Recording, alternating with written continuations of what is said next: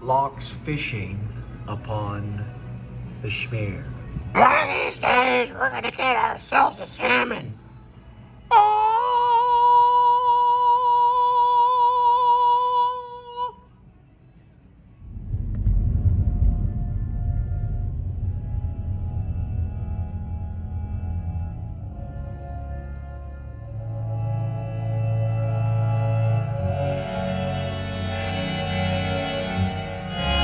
Please subscribe show. YouTube Cole Spivey. Yeah, man.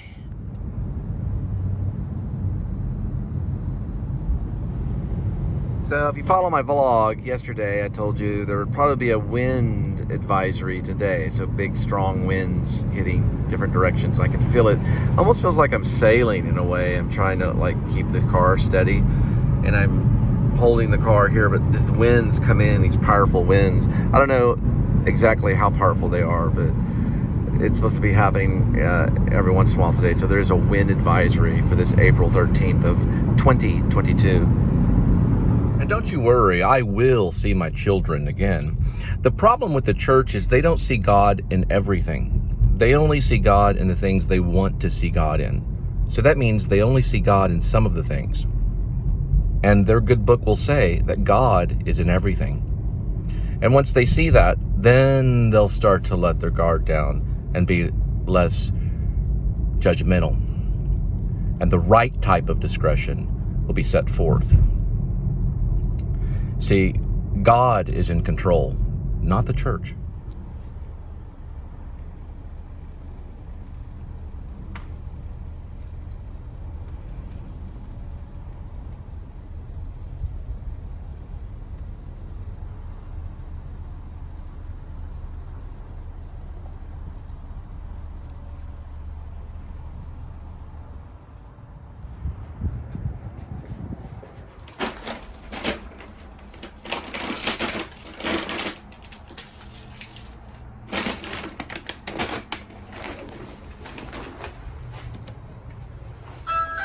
Next stop, Grapevine Mills Mall.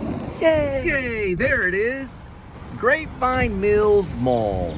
We get to run around the mall like a long time ago and pick up Cinnabon. Drop it off at your doorstep. Cinnabon at Grapevine Mills Mall. Yay! Isn't that fun, kids?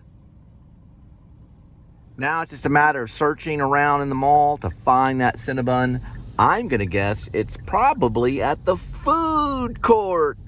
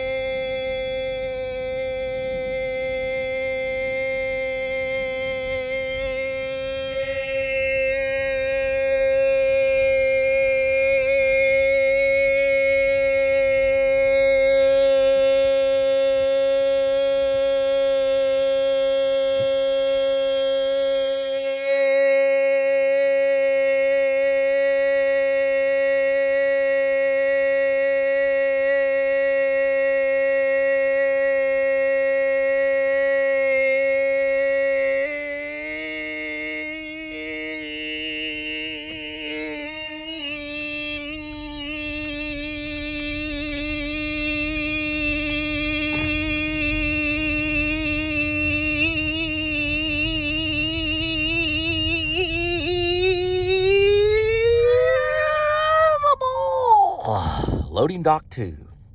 Probably this is like the second one, Rainforest Cafe.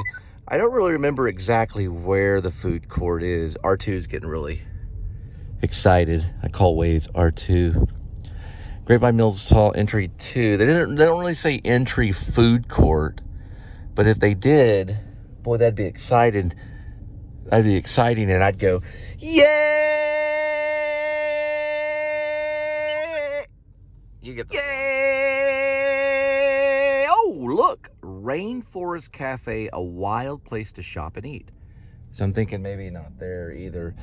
I don't know. I've been through here a few times looking for the food court, but I think it's probably going to be over this way. Yay!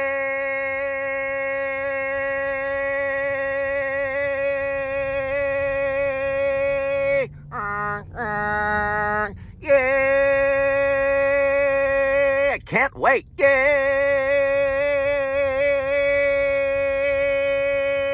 Made it to the front entrance of the mall. Yay!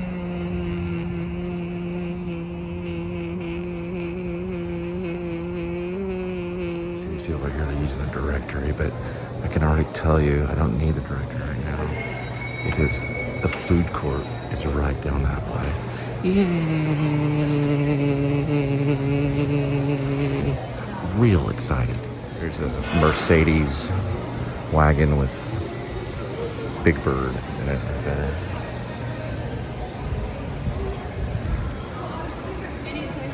Okay, second thought, I think I was going the wrong way. Food court sign says right up that way, so we'll go that way instead. Or we may go by the kiosk and look around. All right, here it is. First thing you do, you hit search. Then you hit C. And that wasn't it. Try search again. Dining. All right, we're looking for Cinnabon, this one right here. Locate. It says go straight. Here. You can even send it to the phone too, if you want to send it to the phone. It's saying that we're right here. It's saying walk straight. Turn to the left. Pass Forever 21 right here. Keep on going. Not a great name for a store, Forever 21. Okay, and then we make it bigger right here. Right next to it is a little place called Five Below. And New Balance. So we'll pass that one. It's right there on the corner. No problems at all.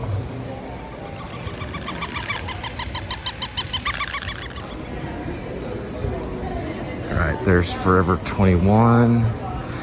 So it should be a New Balance and Cinnamon. Alright, here's the food court. I didn't see it past Forever 21. Now I'm in the food court right here. So I'm just looking around just in case. Oh man, I know the sign said Forever 21. I remember saying that out loud. So the Cinnabon is this way? Cinnabon? Thanks. Alright, they pointed the Cinnabon out. So it's been located probably somewhere in this direction over here, as I'm guessing. They pointed over that way, so I still don't see it. But, oh, there's New Balance. Okay. Man, that's real weird with the map. Is that Harry Potter? That is Harry Potter. Those are weird looking things right there. Okay. So we're basically almost there. New Balance is right here. And so it's going to be a little bit after New Balance on the corner. I just remember it saying the corner. I don't know what the escape game is. It looks kind of weird. There's it's like a hallway with a bunch of doors. Okay, there's the New Balance.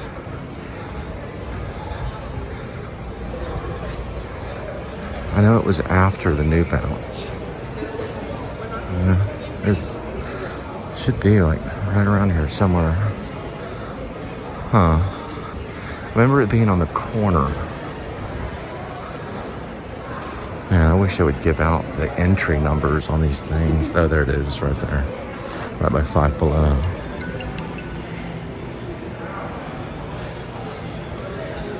Alright, it's like a Better Call Saul place kind of thing.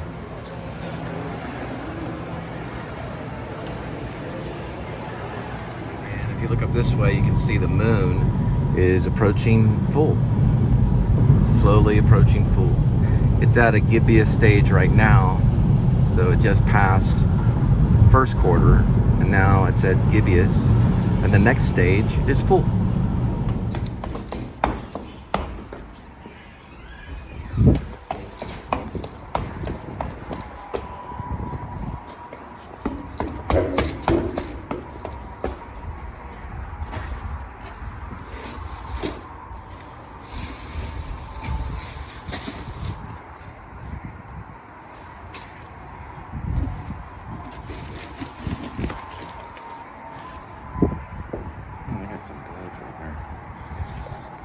So far, I was listening to Elliott Smith tonight. So New Moon is a compilation album that was released in 2007. I always think about like where I was when different Elliott Smith albums were released. 2003, I was actually living in Euless. And if I'm not mistaken, I want to say that was right. Yeah, that was right towards the end. I think he died in October 21st of that year, 2003.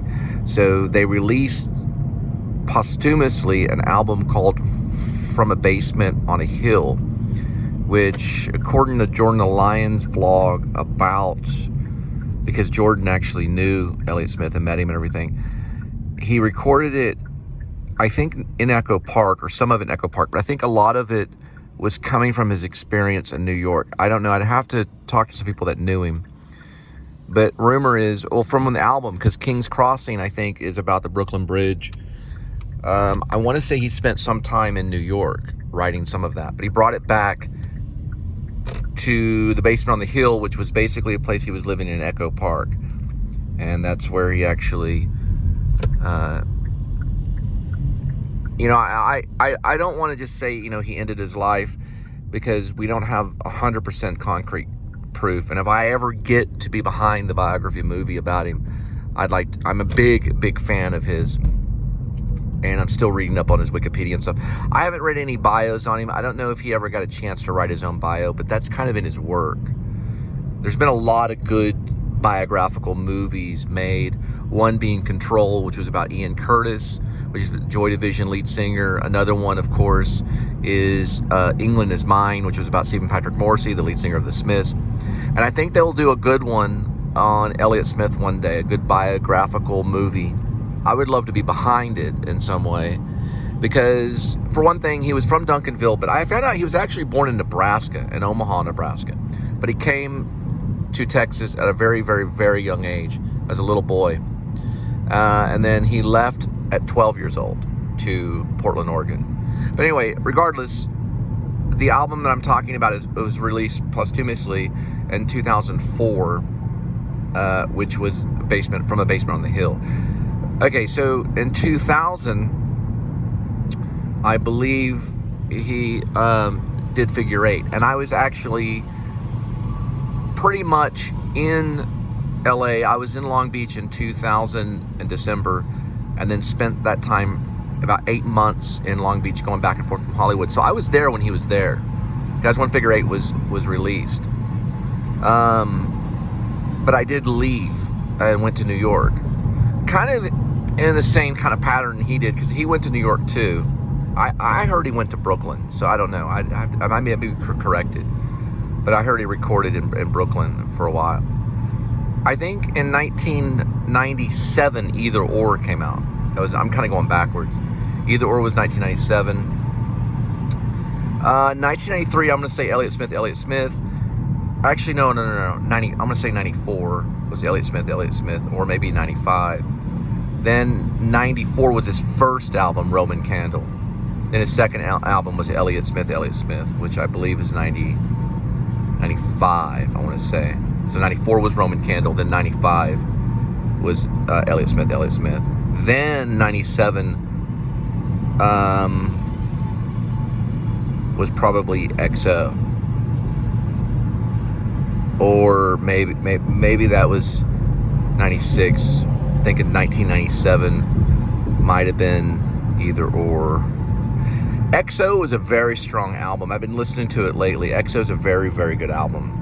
It's more of his rock album. You can hear Heat Miser a little bit in it. It's got some really good singles on XO. Believe, if I'm not mistaken, I want to say Pit Salah is part of XO. Either Or and XO are really easy to get mixed up, but I think Pit Salah is on XO. Which is a really good song. He was a man of understanding of music, so he really understood music very well. I don't know if he learned it in Duncanville, when he lived Watch out. Vehicle on shoulder ahead. I don't know if it's when he lived in Duncanville or when he finally went off to Portland, Oregon, and was part of the grunge scene. It might have been Heat Miser, when he was with Heat Miser that he learned. He was the master of chord progression. He knew how to pick the guitar very well. All these songs that you listen to where it sounds like multiple guitars, it's actually him playing. And you can see him live too, especially on YouTube.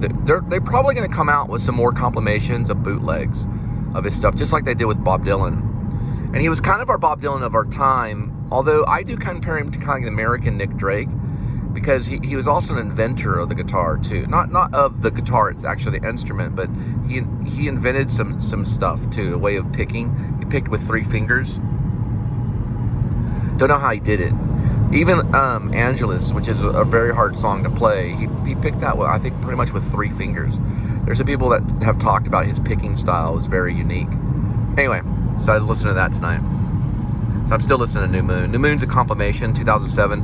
I don't really listen to it that often, but it's actually a pretty cool little compilation. Almost like some of his songs that maybe didn't make it on certain albums, or just some B-side songs and stuff like that. I found out EXO, Elliott Smith's EXO, was actually 1998. So 97 was either or. That's when I first started at UNT, when I went to University of North Texas. I was still playing guitar. I played guitar during all of this time, which I think is cool. I didn't really learn any Elliott Smith songs until way later in my life. And I started off, I think, with 2:45 a.m., which I believe is on EXO, which is also a really good song. I did learn that when I did a cover on it on SoundCloud. And I think I've done a cover of, Linda and I did a cover of St. Ides Heaven. I'm gonna have to find out which album that was on. That's a really good one too. But he has that type of ability it's like addictive, listening to his music. And also some of his songs are actually pretty easy to play, but then some are very difficult. I remember the opening of Sam, Son of Sam. It's pretty difficult opening, but I mean, it's doable. I mean, he's a musician that you can follow if you are a guitar player.